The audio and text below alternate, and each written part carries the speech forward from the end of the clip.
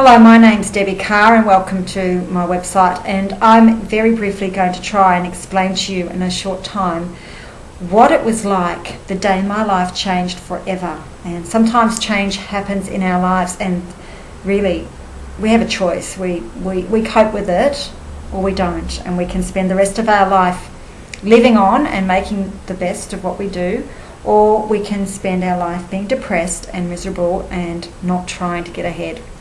So the day my life changed forever was on the 2nd of November 1998 when I will tell you it was a beautiful day. It was a beautiful day. I lived in the Blue Mountains in Sydney, near Sydney, Australia, so it's all full of lovely trees and it's just a gorgeous place.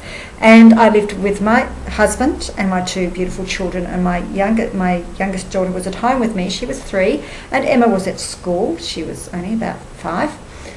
And on this particular day I was quite sad because I had just previously visited my other brother's, one of my brother's girlfriend's mum in a hospice. She was very sick with cancer, and I took her some flowers from the family, and she had just died the day before. So I had been on the phone to one of my brothers, Kevin, who's an international airline pilot, arranging for the two of us to go up to Mrs. Mitchell's funeral the next week.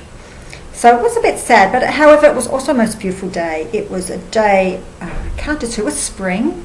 The sky was so blue, it was warm air, and we had a prize-winning garden, and my husband was at work, and I was out. I'd been on the phone twice with Kevin already arranging this, because we're both Librans, and for those who know a bit about astrology, Librans don't make their mind up very quickly. We take our time making our mind up.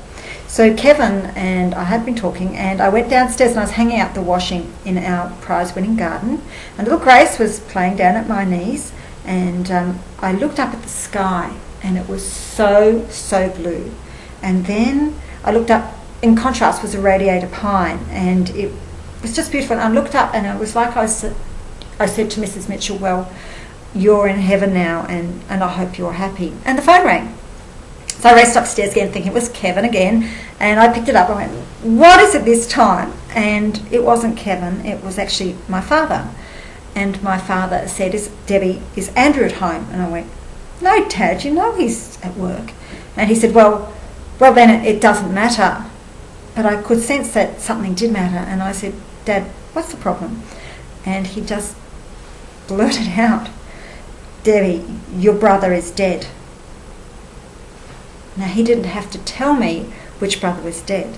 I knew it was Gary, because Gary had suffered from depression and I had been his rock in this world. And I thought I may have been prepared for this, but I wasn't.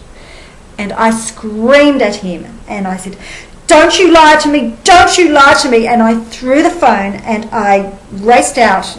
And to this day I will always regret that my 3-year-old saw that her mother was totally out of control. And I flung myself on the front lawn and screaming, no, screaming. And all my neighbours raced over and dragged me inside, and somehow phone calls were made. And I'm now going to fast forward to a few hours after, when Emma had come home and she saw me in the lounge room, and years later she said to me, you know, Mummy, no one told me that Uncle Gary had died that day, but I just knew when I walked in that he had died. So I went off to the country with my brother Kevin, who had travelled up and collected me, and to my parents' place, and left the family back.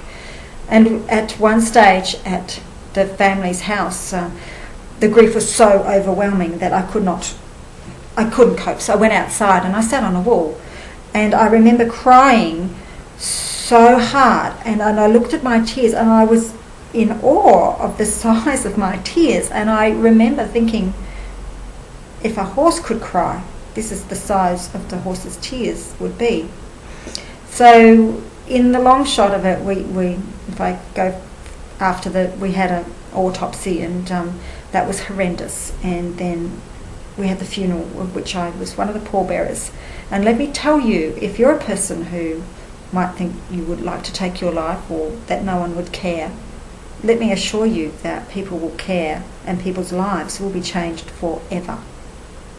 And the journey was quite hard for me, and as you can see, if you go to my website seemingly-sane.com and read the story, that there were many other challenges to be faced by myself, including being diagnosed with Crohn's disease and my marriage failing. But however, I'm here to say that I survived it, and I hope that I may be a bit of an inspiration to you too.